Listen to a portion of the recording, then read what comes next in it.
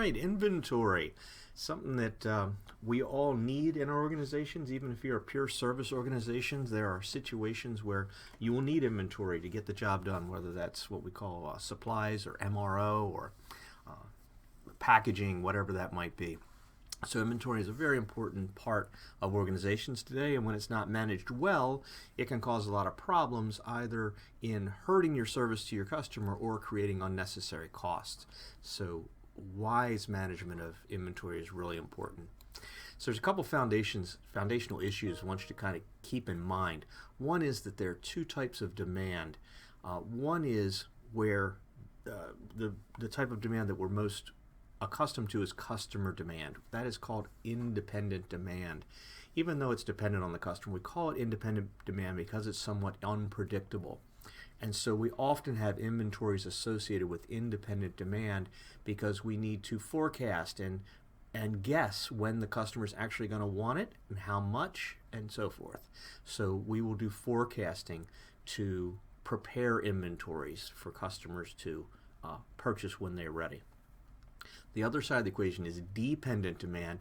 Dependent demand is a little different. It's not something a lot of us work with, but dependent demand is specific demand that's used to produce a product. So it can often be predicted very precisely. So when Ford schedules its manufacturing of Mustangs, Mustang 5.0s, convertibles, etc., it will know exactly how many wheels it needs, how many tires it needs, how many nuts, bolts, fenders, each piece, and exactly what day it's going to be needed. So the need for inventory is minimized because those products can often be delivered just in time when they're needed. So rather than forecasting, we plan. So those are kind of the two different things. Forecasting or using our statistical tools and knowledge to estimate what and when will be needed.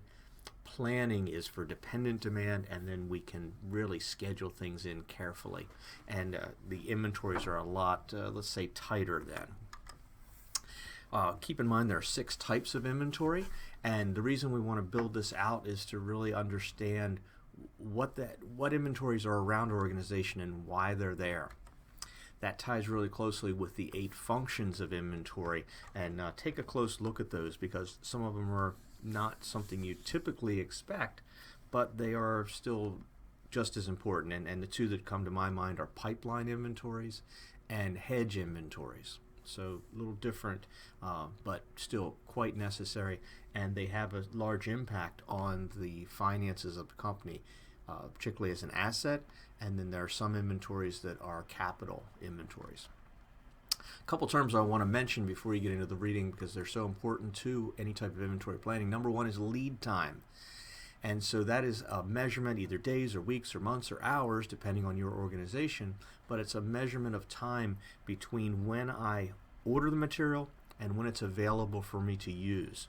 And so that creates a need to have inventory in my system, in my warehouse potentially, to cover me during that wait time. And of course, I hope you're making the connection already. The longer the lead time is, the more inventory you will potentially have to have in your warehouse. So if you're ordering things from Asia and it'll take 6 weeks to get here on the ship, then you're going to need to have arrangements to make sure that you will have enough inventory until that 6 weeks is up and that new inventory arrives. So lead time can be very important in the inventory planning process. There are several costs, but one of the major ones is holding cost. It goes by both names, holding or carrying. Those names are completely interchangeable. There's no special meaning behind them. They are equivalents. And holding or carrying costs refer to the cost that I'm going to incur by having inventory on my shelf. So whether that's in my retail store, in the back room, sitting in my truck, wherever that inventory is, there is a real cost to having it, and it's a combination of things. It's part one is, and the largest part, is that money to pay for that inventory had to come from somewhere. So often that's money that we borrowed, so we refer to it as our weighted average cost of capital. It's some combination of bank loans and stockholder investment and other sources of capital.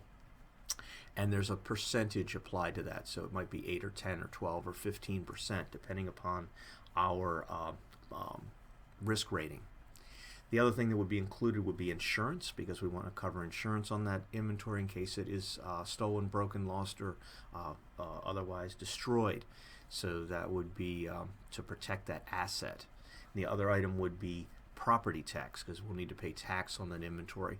And those three items together often add up to be 15, 18, 20% depending on the company. So they are significant.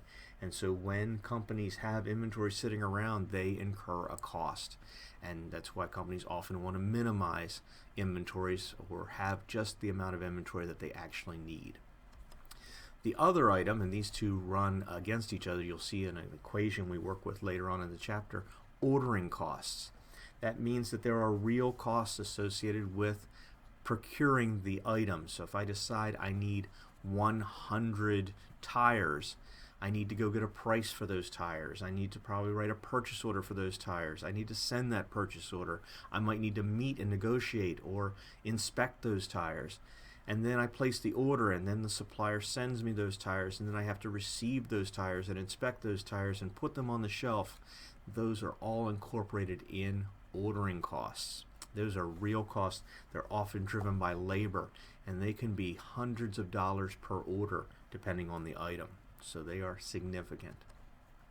The other one that is hard to put a dollar amount on, but we know that it exists, is a shortage cost. And that's, what does it cost your organization when you don't have inventory? What's it cost for a lost sale? What's it cost for a lost customer? What's it cost to get a replacement customer? So those types of things, we often are unable to put a number on this, but knowing what our shortage costs are dissuade us from running out of inventory.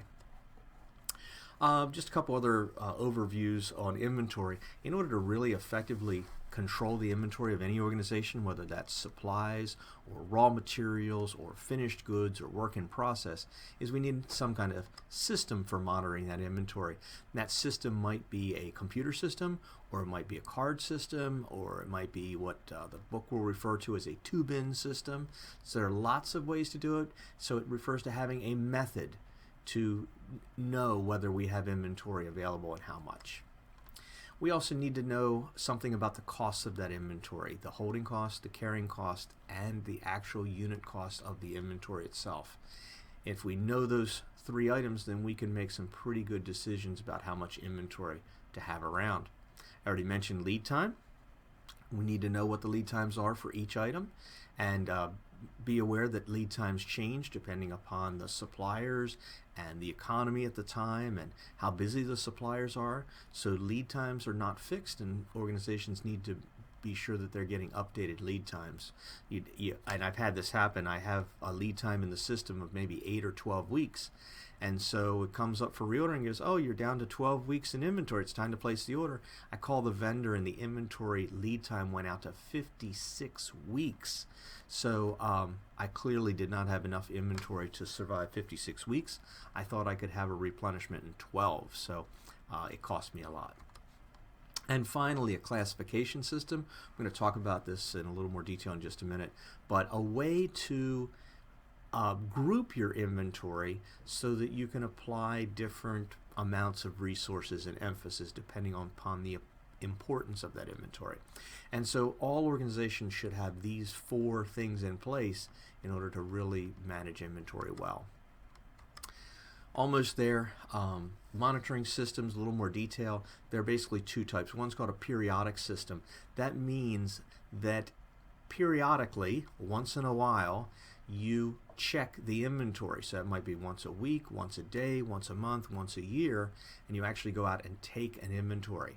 The problem with a periodic system is your inventory is only accurate for that instant, that second when you took the inventory, and you walk away and someone could take one off the shelf. So the inventory you have is immediately wrong. So periodic systems can be used, but you have to realize that you don't really know how many you have until you go and check again. That's why we often have kind of weekly systems. The other one is what most of us are familiar with, are periodic systems, and that's where we have a computer system that we scan in and we scan out. And so at any given moment, you can look in the computer system and know pretty much exactly how many you have and where they are. These have become very popular because it's so inexpensive to use those type of systems now with the cost of computing down. So we'll see barcoding, we'll see RFID scanners, those type of things for perpetual systems. Grocery stores, Walmart, use that, and when you leave the store you scan your items. That would be a perpetual system. All right, here's this ABC classification system I was warning you about. When I was in industry, the team that I worked with, we managed 10,000 inventory items. That's a lot of inventory items to keep track of. And so we used a classification system, as most companies do, because we can't treat all inventory, all 10,000 items, as critical items. But there are critical items in there, and so you need a method of breaking them into groups and saying, well, here's your really important items, here's your kind of important items, and here's the ones that really aren't that important. And so you want to get roughly maybe 10% of your items as very important. And so there may be more than 10%, but you want to be close to that, because those are the items that really will have the biggest impact on your customer, or maybe they're the most expensive items you cover, or they're the most frequently ordered items. So there are different ways of determining what those A items are. The B items are often make up the next 20% of your inventory, and then the C items make up the remaining 70% of your inventory. So people often just simply call these ABC systems, even though some companies use A, B, C, and D, and then they put numbers after them, 1, 2, 3, and 4, which is what we did when I was in industry. But the book will give you an example of a very popular method for determining which group to put your items in, and we'll probably have a homework problem associated with that. So here's what's going on. This is why it's a big issue. We've found that if you just have lots of inventory around, it hides problems. That means you just don't know how to plan how much you really need. Excuse me, let me get back up to the right side here. There we go. So you avoid fixing problems. So we found when we went to lean inventory system, we started shaving it, we found suddenly that the reason we had too much inventory was because the supplier doesn't deliver on time, or our customer returned too many items, or over-ordered, or we didn't have a control system. We really didn't know how many we had. So when you have too much inventory, you can get away with a lot. But we know that having inventory is extremely expensive because of carrying costs, holding costs. So we found that it's better to keep the right amount of inventory. The wise strategy is to order less each time, order more frequently. That way, also, if there is a problem, if there's a late delivery, it isn't a 6 month worth of delivery. You're only missing a week's worth of inventory. We're going to talk more about safety stock in this chapter, a really important part of inventory, and it's just better to keep it lean and mean. So let's check it out this week.